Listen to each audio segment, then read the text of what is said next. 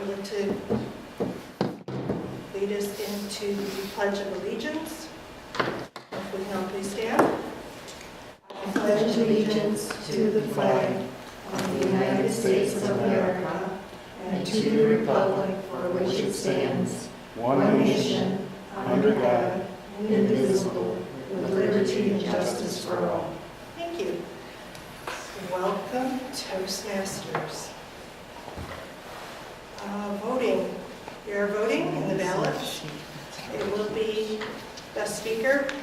The table topics will be the round robin event. I'd like to start with to let you know about our first speaker. The first speaker is Sharon Maloney. To attain competent leader bronze, the Toastmaster must present 2 speeches from the Better Speaker Series. The Better Speaker Series is designed to be presented by a Toastmaster to assist other Toastmaster members with their speeches. A PowerPoint presentation accompanies each speech. Sharon Maloney's speech is 10 to 15 minutes, and her title is In Conclusion. Sharon Maloney, in conclusion? Yes. Esther? Sorry to interrupt, but penultimate. Oh, Penultimate is our word Yes. of the day, and it means second to the last. So you've all heard of the Last Supper, but have you ever heard of the penultimate supper that happened the night before? Penultimate, second to last. Second to last. Penultimate. penultimate. Thank you. Second to last. The one before the last. The supper the night before the Last Supper. Supper before the supper the night before the last supper. Penultimate. Penultimate. Wonderful. Oh, thank you. That is our word of the day, everyone. Please use it throughout the meeting. So with that, let me introduce Sharon Maloney. In conclusion, Sharon Maloney. Thank you.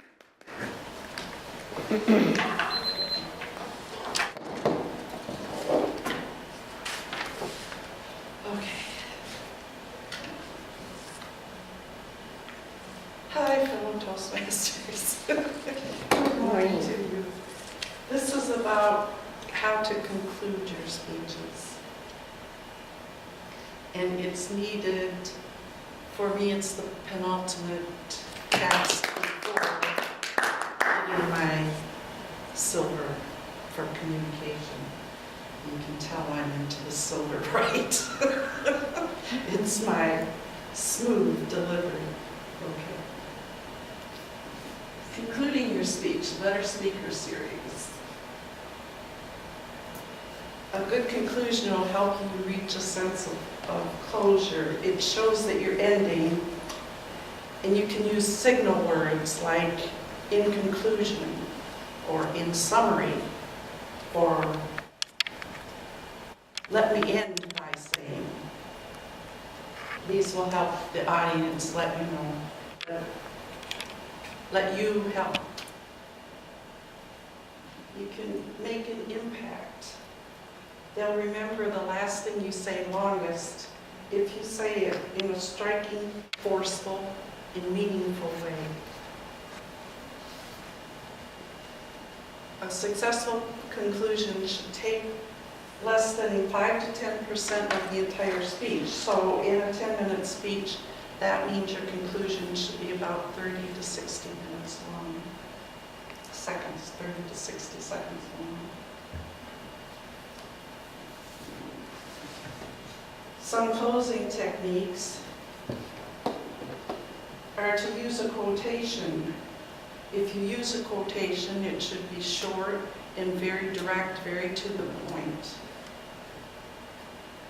and obviously refer to the topic. It can add authority, it can amuse your listeners, it can dramatize your speech points, and also adds authority to what you're saying. Another is to tell a short story or anecdote. It should be memorable,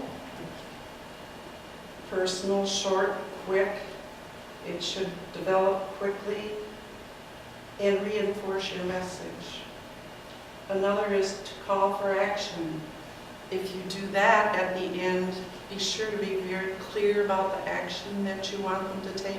One thing I did when I was head of the safety preparedness, I never let them leave a meeting until we knew who was going to do what, who was responsible for what next drill, for the next meeting, whatever.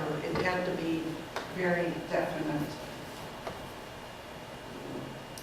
Another closing technique is to ask a rhetorical question. And the problem with that is, I always tell this story of my dad going to church and the priest asking, can anyone question that? And my dad, of course, knowing the Bible as he did, questioned it, to the embarrassment of my mother that never went back to church with my father again. But if you're going to ask a rhetorical question, be prepared for whatever answer you might get. You can refer back to the beginning of the speech, and that's also called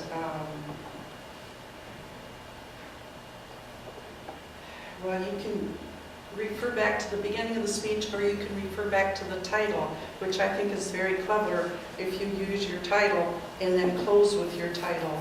And the suggestion there is to start with your ending, to start with that finish, and then go back and then title your speech. So that makes it easy and clever. You can do a summary of your main points, and that will reinforce, and also repetition reinforces. So you can end with repeating a word or phrases at the end, like an alliterative phrase. Or this was my favorite. If you start a story during your speech, and then go on with your point of view or whatever, and then at the end, finish the story. So you have an anticlimax, and you get to the end, you've held their list, kind of like they do in the evening news. Oh, at 6 o'clock you'll hear the rest of this story, so you're kind of doing that. I think that's very clever.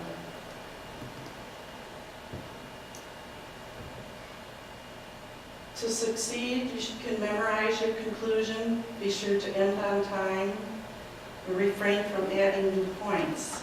If you get to the end and you realize you've forgotten something and you try to go back and tie up loose ends, that's just going to be very confusing. So if you get to the end, let it go. Just finish up your speech. Another way is to refer to a movie.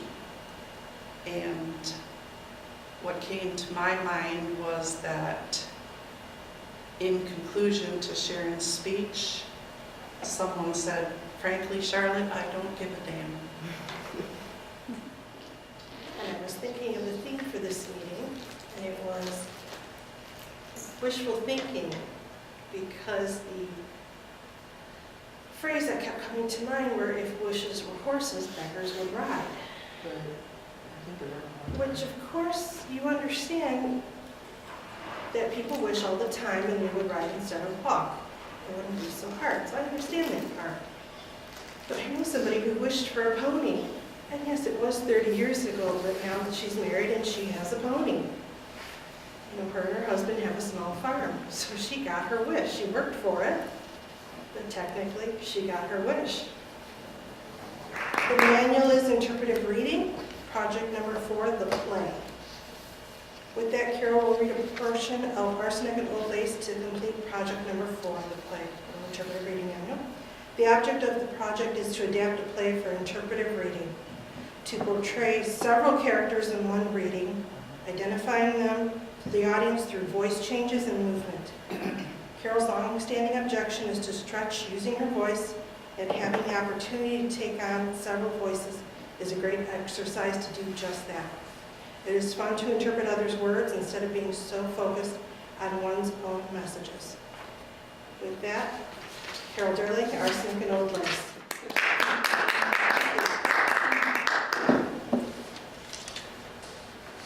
I'm having a lot of fun with interpretive reading. It stretches you in a different way to be able to read someone else's words. And today I'm going to take several characters of Arsenic and Old Lace. I'm going to be playing the nephew, Mortimer, Aunt Abby, and Aunt Martha. Mortimer also has a brother, Teddy. Teddy's a little crazy, and the aunts are taking care of him. I won't be playing that part, but he'll be referenced. And the play takes place in the parlor of the aunt's home, where there is a window seat. Shut the door. And this is the window seat in the parlor. So with that, Arsenic and Old Lace. And Abby, Aunt Martha, a good news for you. I'm going to marry Elaine Harper. Oh, Mortimer, how nice, the minister's daughter. Really, Mortimer, we should celebrate. Not tonight, darlings. I've got to pick up Elaine and go back to town. I have to cover a play tonight. Well, I hope it's something you like for once. What's the name of it, dear? Murder Will Out. I bet I can write the review without even seeing it. Always knew you were talented, dear. Same old strike. The curtain goes up. The first thing you see is a dead body. Well, maybe you don't actually see it. It's hidden somewhere, like in this window seat. Then someone will walk in and sort of casually lift the window seat cover and say,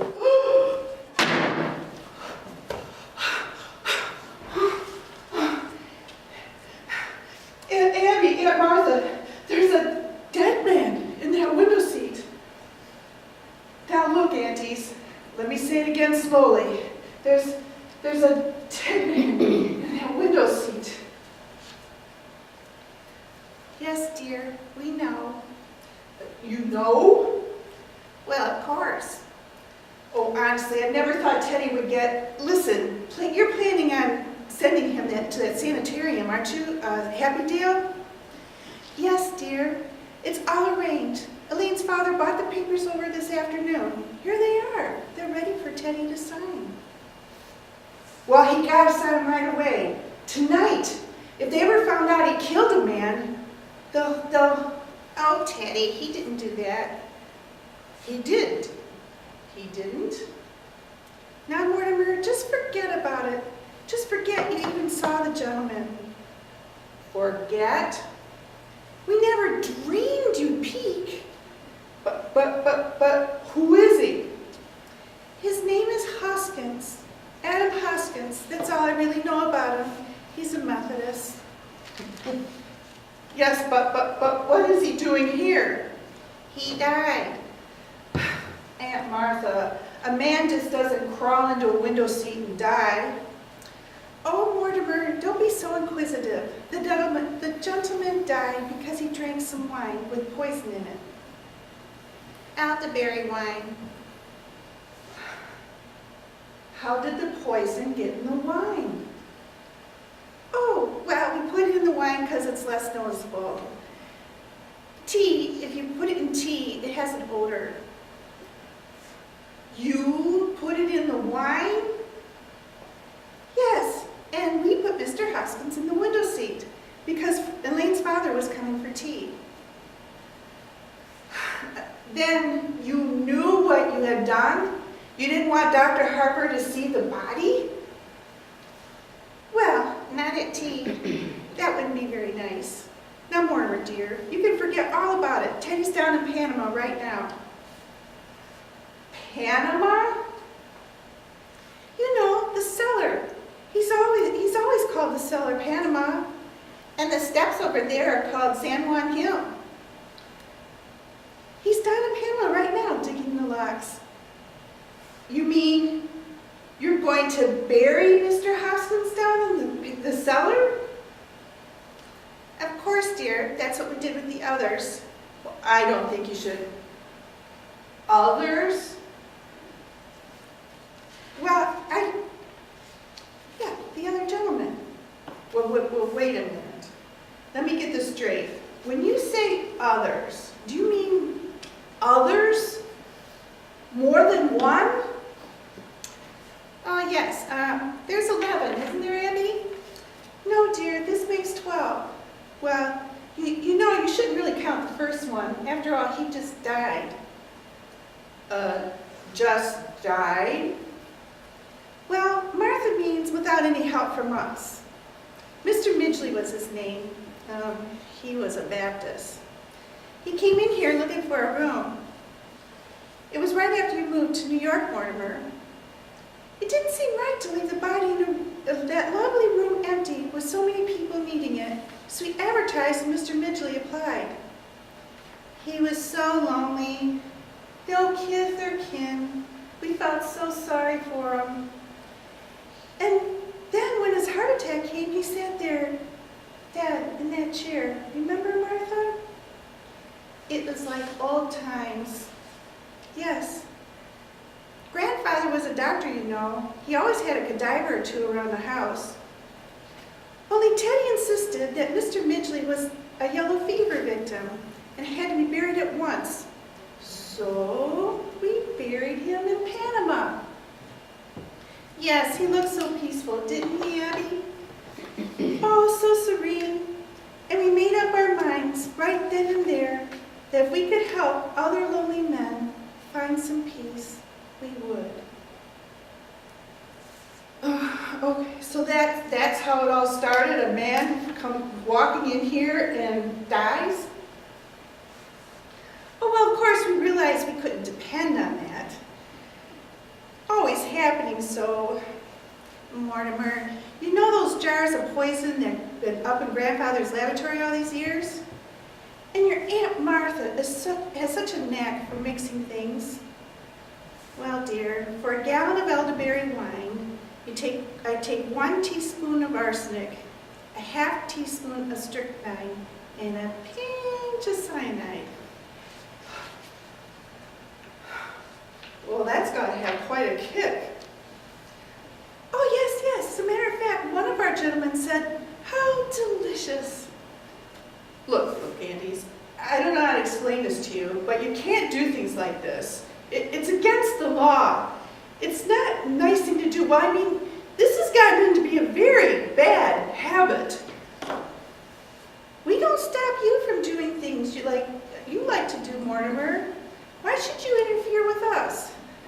Because, well, listen, I gotta go. I gotta cover a play. A lot of things to do. There's not a minute to spare. Are you sure you don't have time for dinner? I'm going to try a new recipe. No, I couldn't eat a thing. Okay. With that, I would like to introduce our third speaker, for sure this time, Sherry Maddox. The world needs strong, capable leaders now, more than ever before. These effective speakers make a difference between a successful club and quality leadership within our club. Leadership skills are learned and honed through experience, by facing challenges and learning from failures and successes. Sherry Maddox will present insights from over 30 years of hands-on experience and a clear direction with motivating you and your team. So with that, I'd like to introduce Sherry Maddox, Motivating People, Sherry Maddox. Thank you, Madam Professor. Well, good morning, everyone. Motivating people. How many of you out in the audience motivate yourself? Well, that's one of the things that I have learned over my successful years of career in corporation. And that makes the distinction between wonderful enterprises and enterprises that just don't seem to keep up with their competition. Over the next several minutes, I'm going to share with you about some basic principles of motivation. And the key on it is we need to be able to determine what